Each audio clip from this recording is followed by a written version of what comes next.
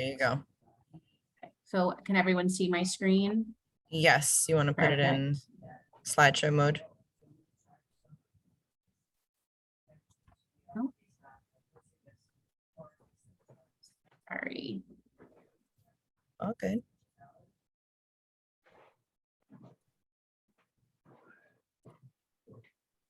There you go. Yes. Okay. And then show presenter view. Can you still see my presenter view? No. Okay. Perfect. Okay. Sorry for the technical difficulties, everybody. Okay, so I just want to welcome everyone to the Governor's Workforce Board Real Skills for Youth Grant Solicitation Pre-Proposal Conference. So I just wanted to give you a little bit of background about the Governor's Workforce Board. So the Governor's Workforce Board was established by executive order back in September of 2005. The board consists of 23 members, which represents business, labor, education, community, and government, who established the goal to advance career pathways for youth and young adults. And we wanted to make sure that youth are college and career ready. So I know that Julissa had put in the chat to introduce yourselves before we start with our own introductions. I wanted to make sure that you put who you are and what organization you work for. So while we get started. And so if you can see on the slide, Julissa Disu, she is our Director of Youth Career Readiness Programs, and myself, I'm Elena Rock, and I'm the program coordinator. And Julissa, if you wouldn't mind sharing a little bit about yourself. Not a problem. Hi, everyone. I'm Julissa Disu. For those of you that don't know me, I have been at the GWB for about 3 years now, excuse me. And prior to this, my background has mostly been in nonprofit and in the education space. So I've worked in elementary and middle schools, and I'm happy to be on this team because I'm still connected to youth, but just in a different way. So happy to be here, and thanks for showing up. Thanks, Julissa. And again, I'm Elena Rock. I'm the program coordinator for the Governor's Workforce Board. Just to give you a little background about myself, I've worked for the Department of Labor for about 8 years. I started my journey with the unemployment division in the call center, and then moved to our business affairs department. And my main role there was to reconcile all of the cash accounts for the department before I made my way here to the Governor's Workforce Board. So I'm very excited to be working with all of you and seeing all of your faces. So remember these faces, Julissa and Elena equals fire. Here we are. So I know a lot of you have kind of checked out our solicitation that was posted to the website. And if you haven't, it is posted to the website. And I wanted to break down our table of contents in the solicitation one by one, each section, so we can have a little better understanding of what it's all about. So the first section is the funding opportunity description. So the goal of the Real Skills for Youth program is to make sure that youth are prepared for youth and success for college and career. So career exposure, where students can be exposed to different types of career paths that are in Rhode Island. We want to allow participants to be able to apply and learn real world setting, exposing children to the world of work and having paid work experience and hands-on exposure to new careers. We want to make sure, excuse me, that all aligns with the statewide vision of Prepare RI, who are currently is our statewide intermediary. Their goal is to close the gap between what students are learning in school and what they need to be work ready in today's industries that are in demand. So there are 3 youth core values that we have for Real Skills for Youth. One is equity. The second is cultural competency. And the third is high expectations. So we want to make sure that historically underserved populations have more access to opportunities and quality programming. We also want to make sure that we are respectful and responsive to the beliefs and practices of the diverse population. And we want to make sure we have high expectations to all youth and provide them the support that they need with mentors to meet those expectations. So these core objectives are basically the nuts and bolts of what we're doing here for our program. Our program is to serve the youth by understanding their career options, develop essential skills, work norms and cultures, and finally build professional networks. And just to give you a little side note, when I was in middle school and high school, I did not have these particular tools to go from, with your parents, they always would say, oh, get a job, get an after school job, and then you just continue on high school career, and then you go to college, and then you get a professional job. But this program is so keen in on, reaching out to the youth, giving them the skills that they need in terms of, communication, financial literacy,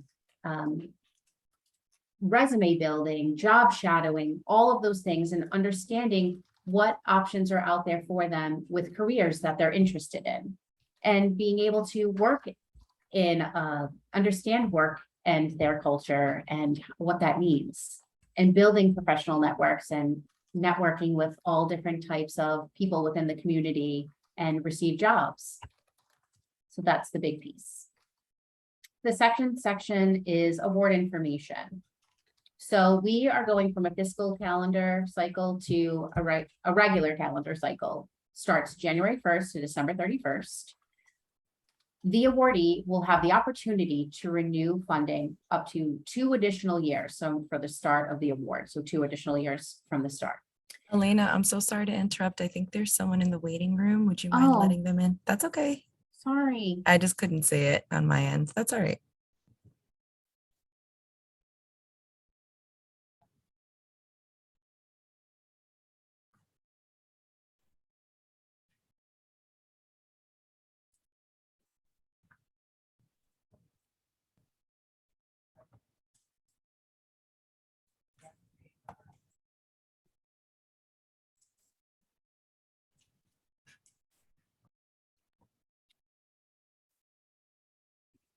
I don't know how to get them in. Hmm.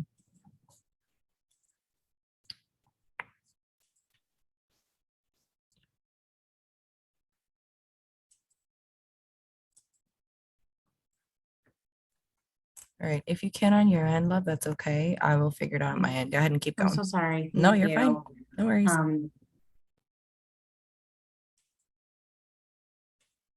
So the awardee will have the opportunity to renew up to 2 additional years. The allocations are based upon the available funds that we have with our job development fund. Renewals of funds are at the sole discretion of the Governor's Workforce Board. So most of our funds are dedicated to the summer months with our work-based learning program. And all personnel and staff will be paid for Real Skills for Youth dollars, will be compensated at no less than $15 an hour. So basically, we want to have competitive rates for your staff as well as the youth participants. So $15 an hour would be for staff, no less than, and then competitive wages for the youth participant, which would be $13 an hour. The next section is eligibility and general information. So partnerships must include, the presence of youth serving organization, ensure that programming is age and skill appropriate, grounded in positive youth development, and meets the unique needs of the youth. Industry and employer presence helps align partnership and programming with the real-time needs and demands of employers. And alignment in demand industries is encouraged. So when I say in-demand industries, I want to emphasize that while we want to align with in-demand industries, it's not necessary. We don't expect that every experience will be tied to an in-demand industry. We want to make sure that the presence of the industry is to ensure programming is demand-driven and connected to skills and knowledge that will help the youth be successful in their careers. Other options that partners may include are school districts, local workforce investment boards, workforce intermediaries, or other partners deemed appropriate by the applicant.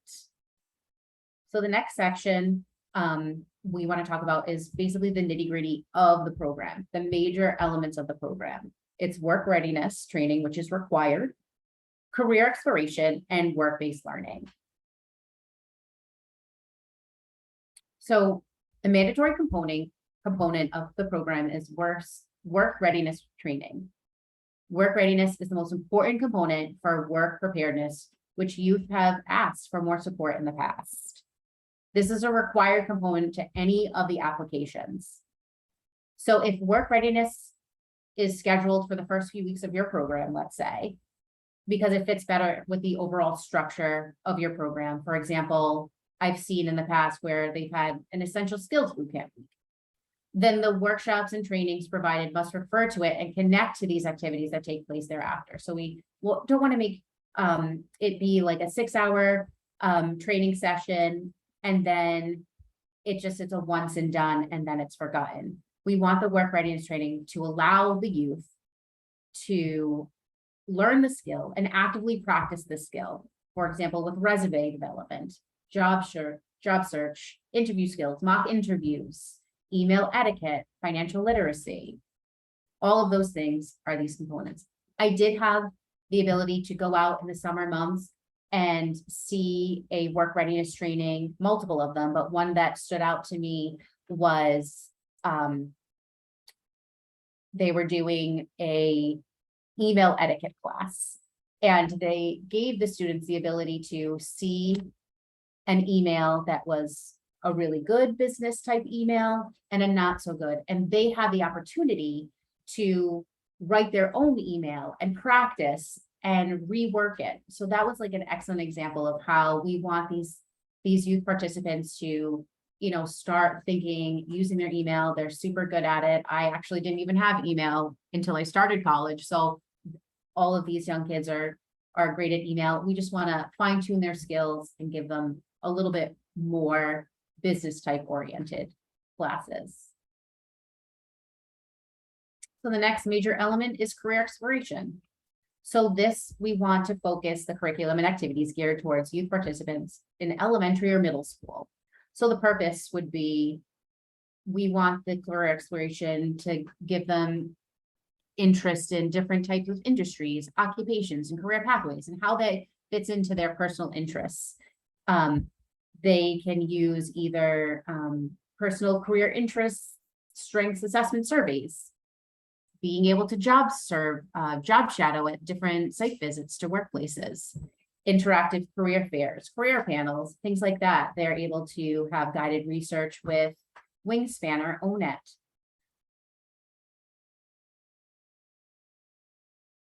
My apologies, I'm skipping around. So the next section we want to talk about is the Governor's Workforce Board considers the following industry sectors to be priority areas for investment and workforce development.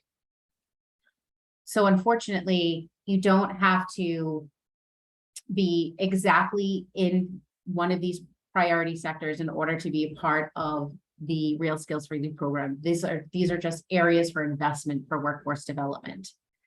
So a lot of these, we encourage and welcome organizations who have nonprofit agencies who have experience in the cloud, experience in leading the youth through career exploration activities as defined below. Have you had extensive experience in providing quality work-based learning experience for youth? Have you had strong relationships with other community-based organizations, schools, across local employers across the state? The major element of programming is the work-based learning. Work-based learning is a planned, structured learning experience that provides youth ages 14 to 24, whether in school or out of school, with real-life work experience. So the way the youth can develop and apply academic technical skills and achieve either post-secondary or employment goals. So what we want is, for the goal, is the work-based learning is to follow high standards of quality. We want them to be rigorous, skill-based, and the hours we want are, the minimum is 80 hours and the maximum is 120 hours. Is the work-based learning relevant Is it part of the student's interests? Work-based learning is a planned, structured learning experience to provide youth with ages 14 to 24 in a real simulated work experience. Is it reflective? Is it engaging the student in reflection throughout and during their experience and after? And what have they learned throughout their academic and future professional goals? Is it interactive? Does it provide the students opportunity to interact with industry professionals, supervisors, mentors, etc.? So additional work-based learning considerations. Obviously, we want to target youth ages 14 to 24, as I said previously. We want the children to be safe and properly supervised. The program should have an 80-hour minimum and 120 hours maximum. The youth, as we said, we want competitive rates out there.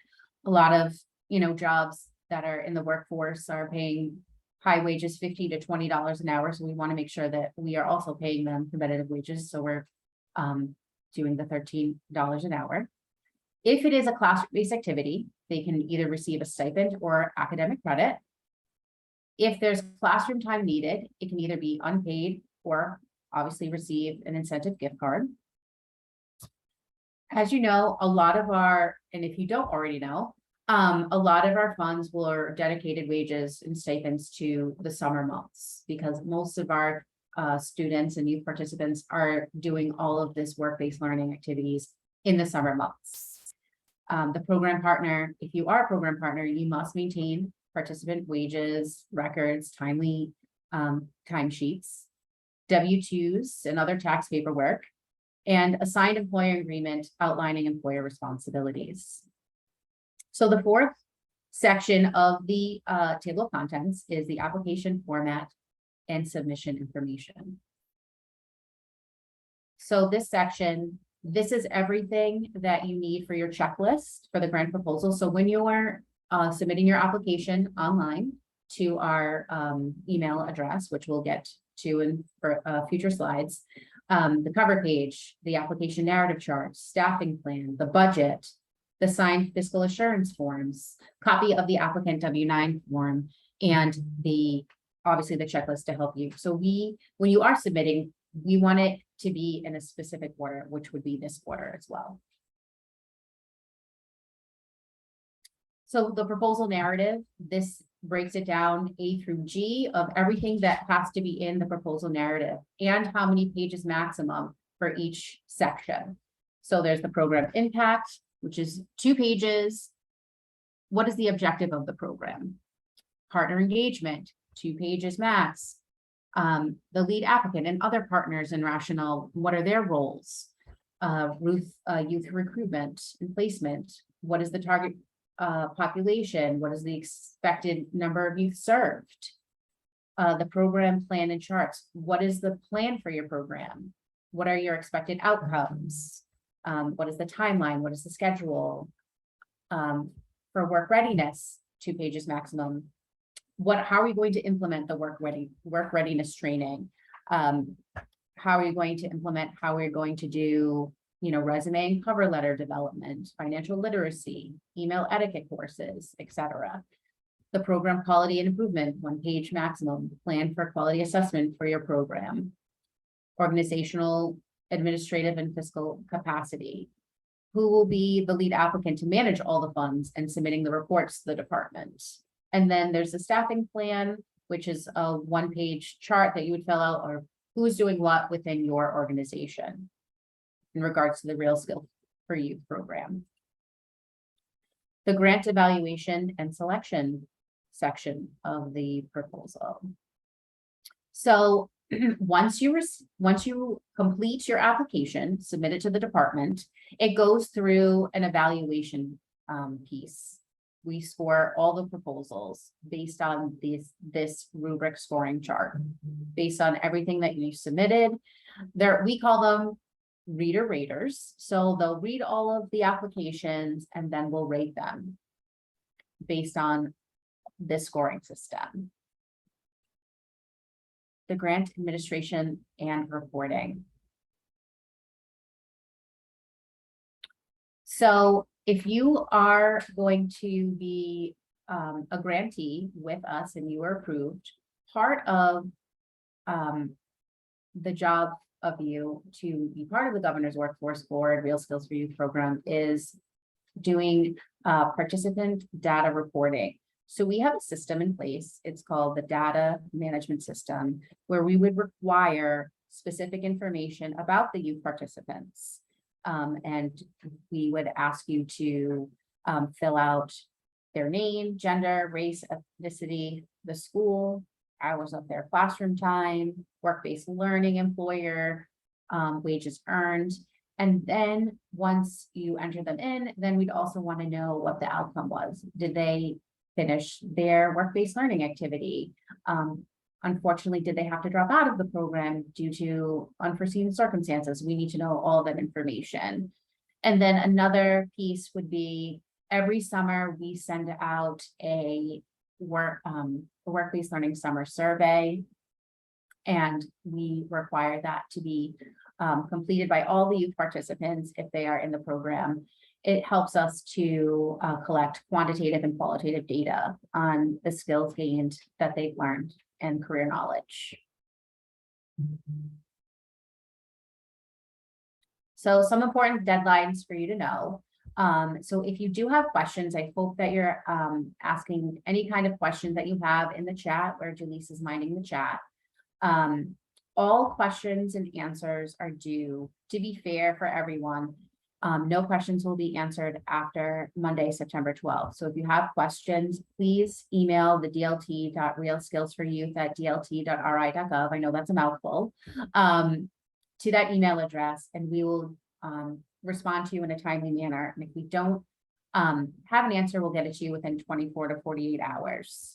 And all of the questions and answers will be posted to the Governor's Workforce Board website, which is the link below, where you would get access to the solicitation information as well as the question and answers.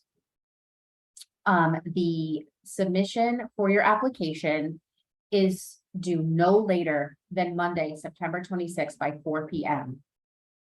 So if you have to submit your application online to the Real Skills for Youth email address, no later than September 26th by 4 p.m. And then we'll start doing the evaluations, and that would begin on Monday, October 3rd, 2022.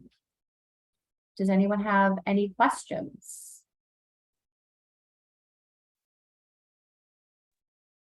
Hey, Elena, I just noticed that the RFP actually says that it's due Wednesday, September 28th. So is it Monday, the 26th or Wednesday, the 28th?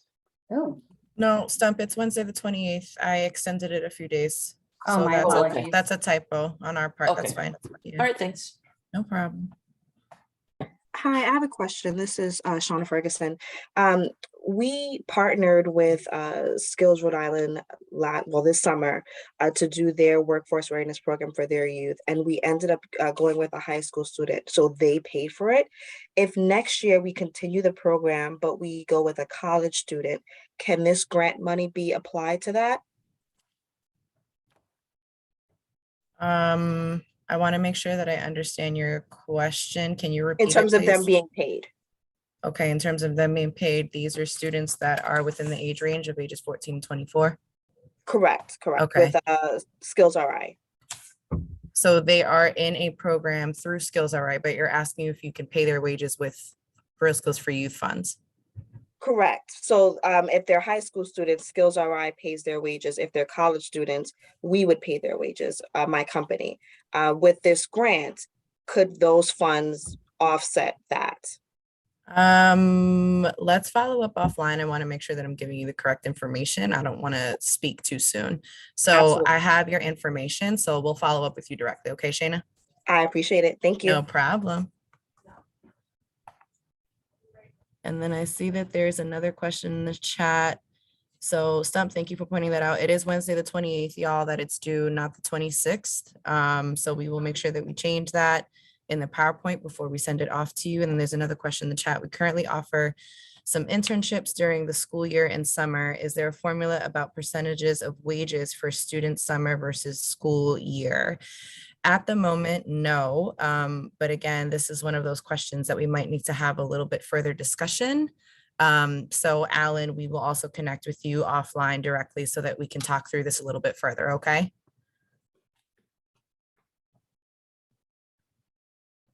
Are there any other questions or concerns? No problem. And for those of you that were in the waiting room, so sorry about that. But this webinar will be recorded.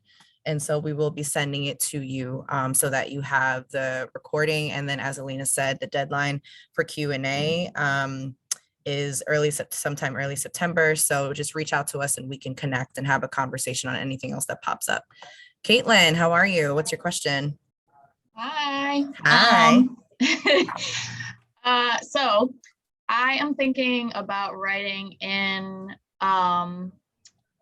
to include some project-based learning work experiences. And I just wanted to see if, which of the definitions would you guys see that falling under? I feel like it could potentially go multiple places. Like it could be service learning, it could be industry project.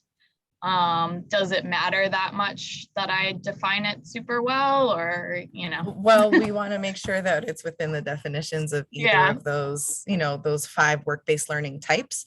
And so again, as long as you provide like enough detail in your application on what the project is and like where it falls under, I think that should be fine. Okay, Yeah, cool. no problem. I would just reread the definitions of the types and then, you determine like what it aligns under the most. Alrighty. Mhm. And Bryant, yes, I will also follow up regarding the percentages regarding summer internships in academic year. Lisa, could you follow up with me also? This is Barb Jackson. Yeah, hi Barb, how are you? I'm fine, thanks. Yeah, because we want to do an entrepreneurship, and so we need to have that going 12 months a year. Okay, sounds good. Thank you. No problem. Kamalik Vega, how are you? Good morning. What's your question? Good morning. So my question is a little bit different to what everyone's talking about right now. Okay.